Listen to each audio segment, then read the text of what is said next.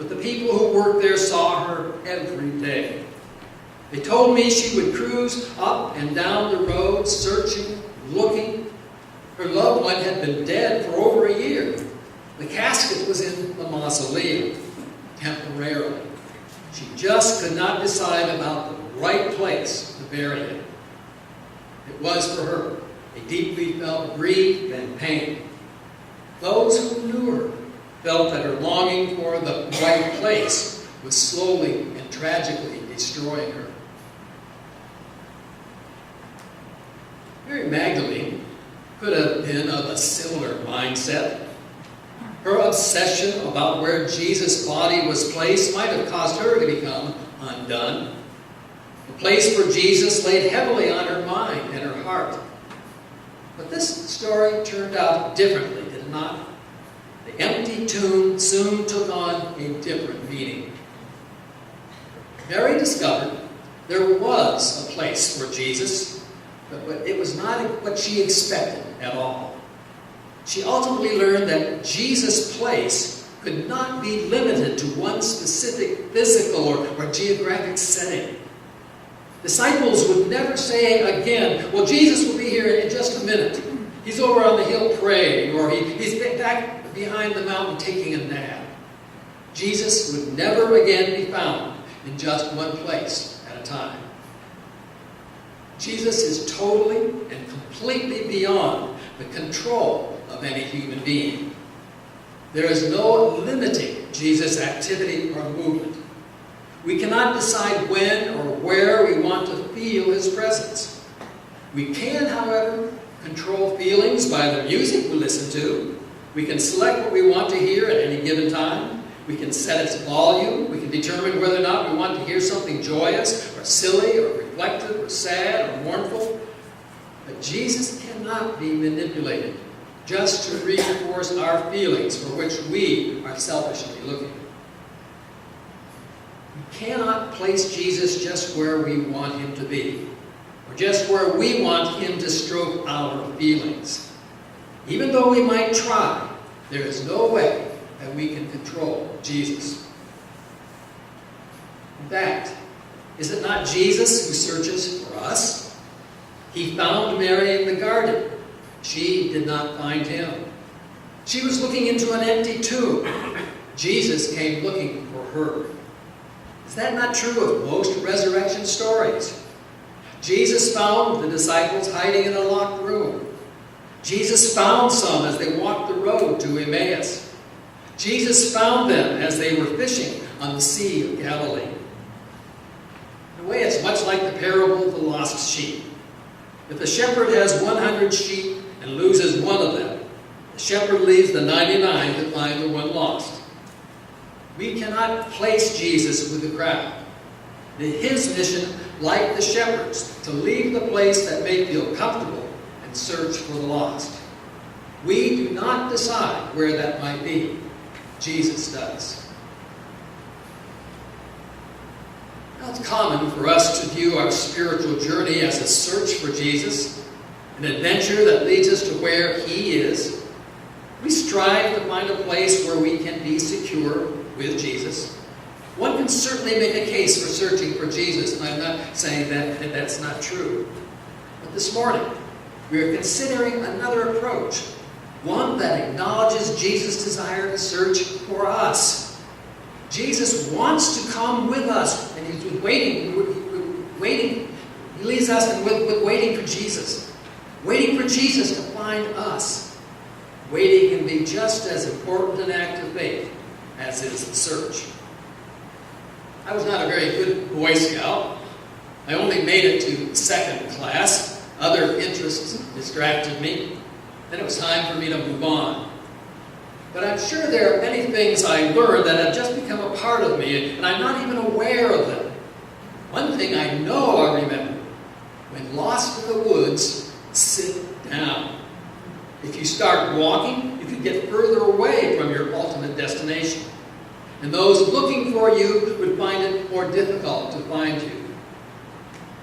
A scriptural version of this comes from Isaiah 40. Those who wait for the Lord shall renew their strength. They shall mount with wings like eagles. They shall run and not be weary. They shall walk and not faint. We are lost. Sit down and wait.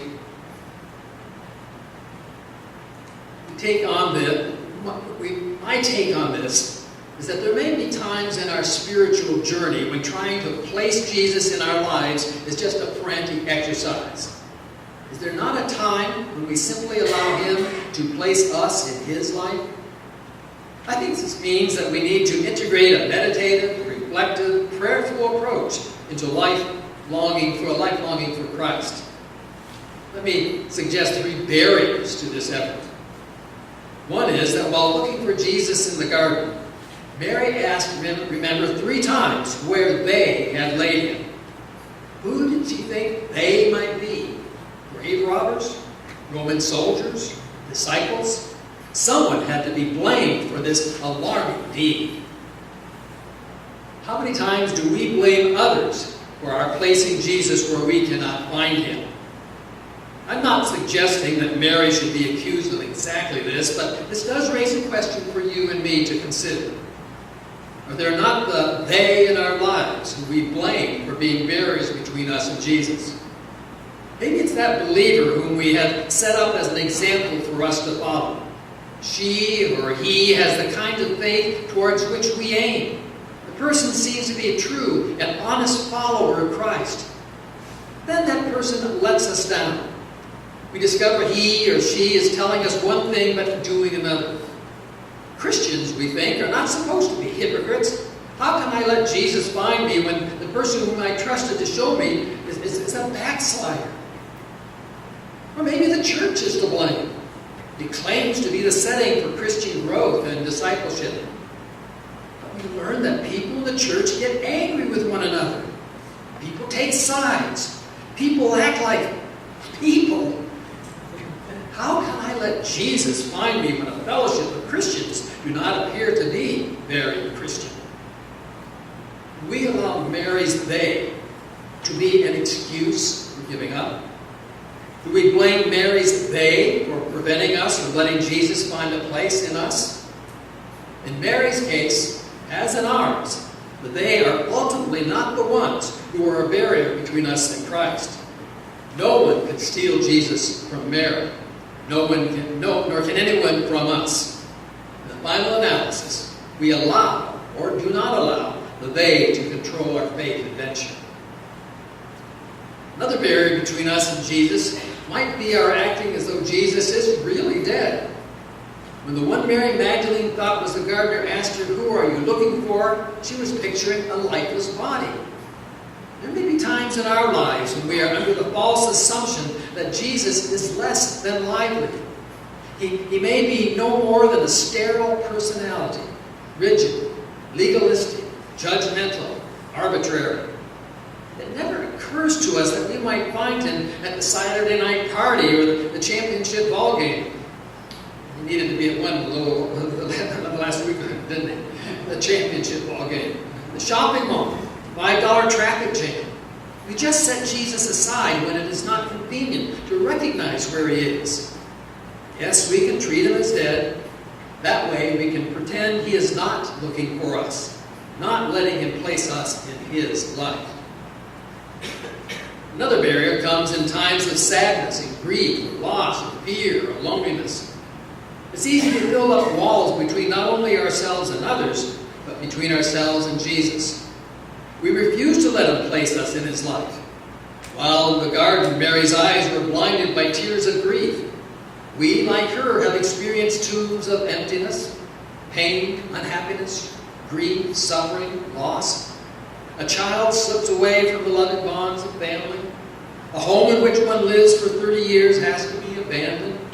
A secure and meaningful job loses its security and meaning. A loved one dies. In all these experiences, we find emptiness, a void, a loss. We know what it is to wander through our gardens, as did Mary, confused and afraid. But in the midst of her tears, Mary hears someone saying her name. She turns away from the emptiness of the tomb and sees Jesus. Although she may not have understood at that exact moment, Mary eventually realized that Jesus had a place for her in his heart. Mary could not find a place where Jesus' body lay waiting for her. Jesus approached her and called her to a place in his heart. Ever feel lost? No need to scurry around and find your way out on your own. Wait. Jesus finds you, offers you his hand, holds you in his arms, and shares with you the joy of his resurrection. Let us pray. God, we thank you for your presence in our lives. We thank you for your patience with us. We thank you for offering us times of peace and quiet so that your Son might find us. Amen.